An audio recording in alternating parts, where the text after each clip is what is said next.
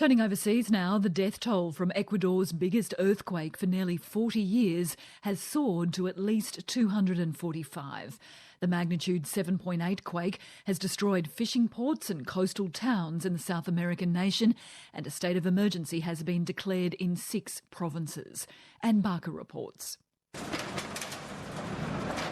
At Porto Viejo on Ecuador's central coast, rescuers used bulldozers to find survivors in the rubble. Much of this provincial capital was flattened when the earthquake struck, and shocked residents, including Romulo Tigua, have never seen damage like it. This is a disaster never seen here in many years.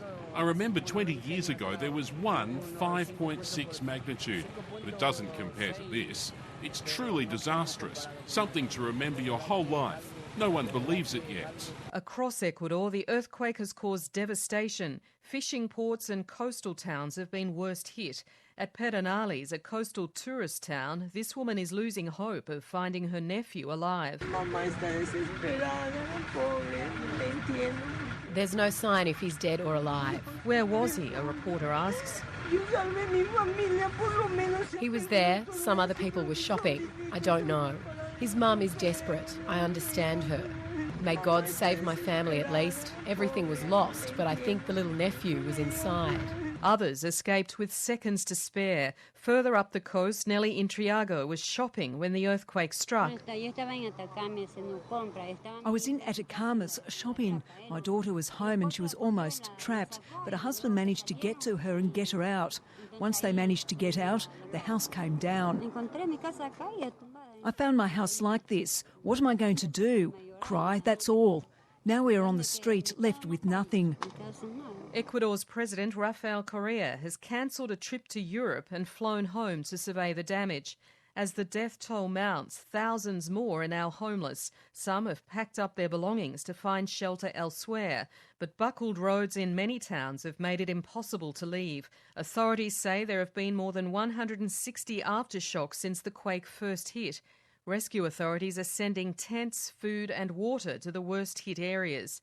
Paula Cabezas is the governor of La Esmeralda. The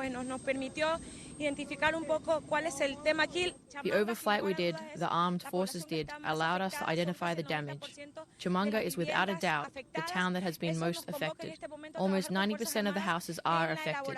That prompted us to work alongside the armed forces to create a camp with tents, which we are bringing.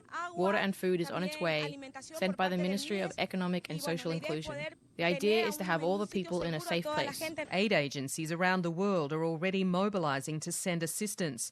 Meg Quartermain from Oxfam says an assessment team is expected on the ground in Ecuador as soon as today to assess the damage. We know that in earthquakes of this size, the first few hours and few days are very, very important.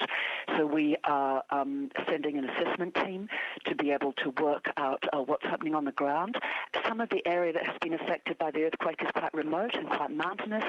So in any event like this, getting clear, concise information is very, very important. Also, understanding what type of damage and what type of needs people will have. Meg Quartermain from Oxfam, ending that report by Anne Barker.